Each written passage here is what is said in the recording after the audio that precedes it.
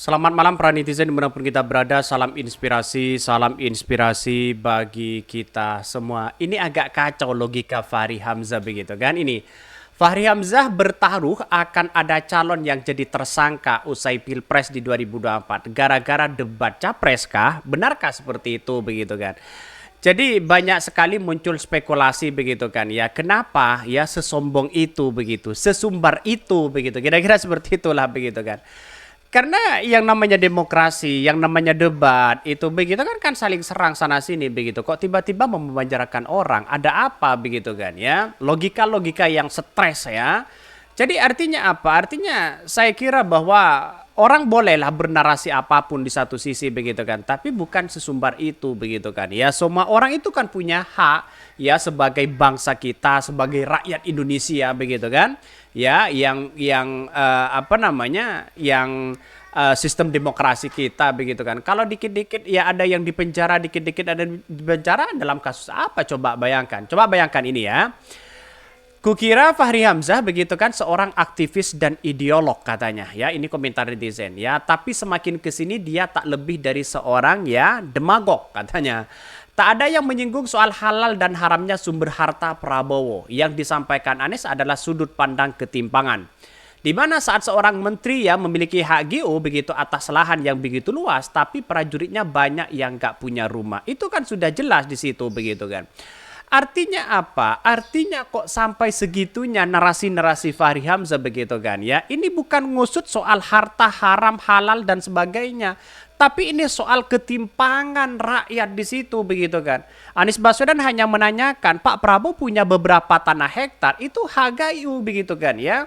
Ya, katanya kata Prabowo dibandingkan dikelola oleh orang asing mending dikelola Prabowo sendiri. Tapi yang kaya Prabowo kan, bukan rakyat Indonesia kan begitu logikanya begitu kan. Ya, kalau setara berikanlah kepada negara di situ ya biar apa namanya biar negara yang mengelola begitu kan. Kalau hanya dikelola Prabowo ya Prabowo yang kaya di situ begitu kan. Itulah yang sekarang itu yang kita lihat begitu kan ya di mana-mana begitu kan. Ini terjadi loh begitu ini. Kalau ada orang kaya, siapapun itu pasti dibela, siapapun orangnya itu. Nah, logika sederhananya sih bagi bangsa kita seperti itu begitu. Teman kaya dibela, teman miskin tidak dibela, ya. Itulah ya intinya seperti itu begitu kan. Tapi pada kenyataannya hal-hal seperti itu begitu kan tidak boleh berbicara, wah ini harus apa namanya jadi tersangka ini, tersangka itu dan sebagainya begitu. Kok ngaur banget di situ begitu kan, ya. Imho begitu tadinya dia sekelas negarawan dan memang punya kapasitas itu, tapi sekarang dia yang mendowngrade ya dirinya sekelas Abu Janda dan sebagainya. Ini isu HGU itu sangat sensitif, luasnya sangat wah ya, seluas 6 kali Singapura, 8 kali Jakarta. Nggak heran kalau di kewalahan membuat narasi begitu ya.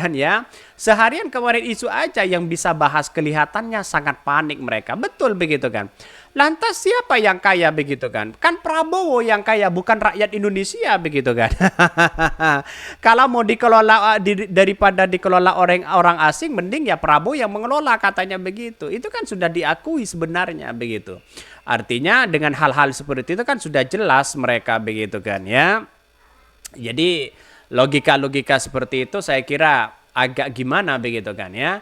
Siapapun yang dukung 02 akan cenderung permisif ya untuk hal fundamental terkait pelanggaran etik konstitusi saja mereka abai, apalagi terhadap hal-hal yang dianggap subjektif. Betul begitu kan. Padahal itu sudah jelas-jelas di depan mata begitu kan. Apa yang mau diperjuangkan dengan orang-orang kaya ya. Saya masih teringat ya nyanyian Oma Irama itu begitu. Yang kaya semakin kaya, yang miskin semakin miskin. Apalagi coba bayangkan begitu kan ya.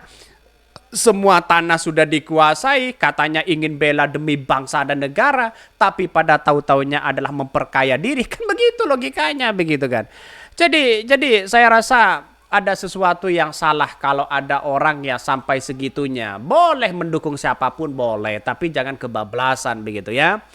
Fahri Hamzah bertaruh akan ada calon yang jadi tersangka usai Pilpres 2024 gara-gara begitu ya debat capres. Benarkah seperti itu? Mari kita baca ya.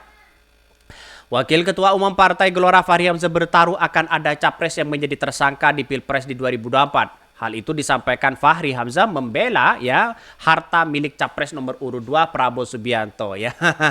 Harta orang kok dibela begitu. Gimana logikanya si Fahri Hamzah begitu kan ya? Seharusnya demokrasi yang dibela begitu, rakyat yang dibela. Di mana Gelora mau lolos kalau seperti itu begitu kan ya. Bahkan harta kekayaan Prabowo yang ramai dimaksud ya pasca debat capres di Istora Senayan Jakarta. Fahri menyebutkan kekayaan milik Prabowo itu halal. Saya tidak melihat bahwa Anies mengatakan ini haram, ini halal. Karena Anies Baswedan bukan pendakwa, bukan kiai yang seharusnya ngomong bukan halal, bukan haram, bukan seperti itu begitu kan. Tapi yang saya lihat adalah Anies Baswedan itu melihat ketimpangan di situ begitu kan ya. Melihat membela hak rakyat di situ begitu kan. Jadi kalau kita berbicara ketimpangan ya gimana untuk menyangkut pautkan dengan halal dengan haram. Ini kan logika yang salah menurut saya begitu kan. Masa tiba-tiba begitu kan soal berbicara ketimpangan tiba-tiba dibenturkan dengan halal haram. Apa maksudnya begitu kan ya. Bahkan daripada iri dengan harta orang yang legal dan halal ya, mending ya kita taruhan. Siapa calon yang jadi tersangka setelah kalah ya, sekali putaran ya, tulis Fahri Hamzah. Seharusnya dibantah dengan data ini. Bendahara Umum DPP Partai ya, Nasdem ya, Ahmad Soreni merespon pernyataan Wakil Ketua Umum Partai Gelora Fahri Hamzah yang menyebutkan lebih baik publik bertaruh siapa ya calon yang akan menjadi tersangka setelah ya pemilu terselenggara satu putaran. Adapun pernyataan itu disampaikan oleh Fahri Hamzah begitu kan ya. Sahroni menilai adanya unsur keangkuhan dan ancaman di dalam cuitan Fahri Hamzah tersebut begitu. Sudah jelas mereka begitu kan.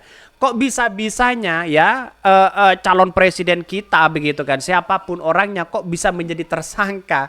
Ada apa? Karena membuka data-data seperti itu kok bisa jadi tersangka. Ini gimana logikanya begitu kan ya. Jangan-jangan ya Orba itu lebih kejam ya.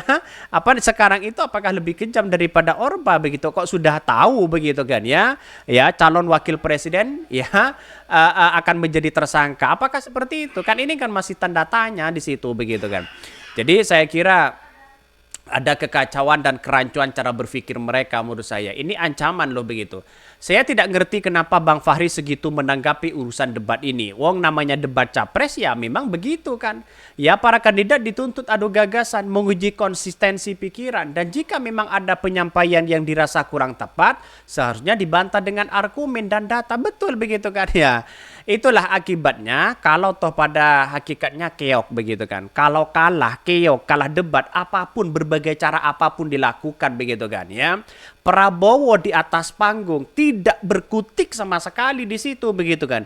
Disinggung soal masalah pertahanan, soal barang bekas, soal masalah kepemilikan tanah di situ begitu kan. Tidak berkutik mereka. Tapi kalau di luar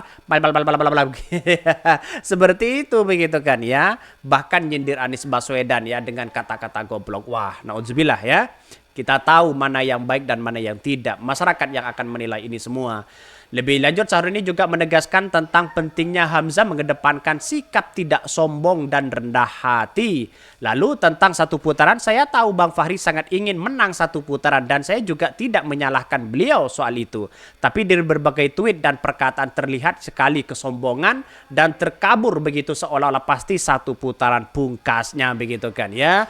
Ya kalau Anies Baswedan tidur, Pak Ganjar tidur, ya mungkin menang satu putaran begitu kan ya. Atau setidaknya begitu kan ya. Setidaknya ya. Ya lantik aja lah kalau pengen jadi presiden. Kira-kira seperti itu logika kita begitu. Jadi artinya apa? Artinya selama ini ya jangan terlalu sombong lah menang satu putaran. Jangan keok duluan begitu kan. Oke, mungkin itu yang kami sampaikan ya. Tonton terus channel Hot dari Podcast Rakyat ini karena ada berita-berita menarik dan viral setiap harinya. Salam para netizen, salam inspirasi bagi kita semua. Jangan lupa di subscribe di YouTube Hot dari Podcast Rakyat ini.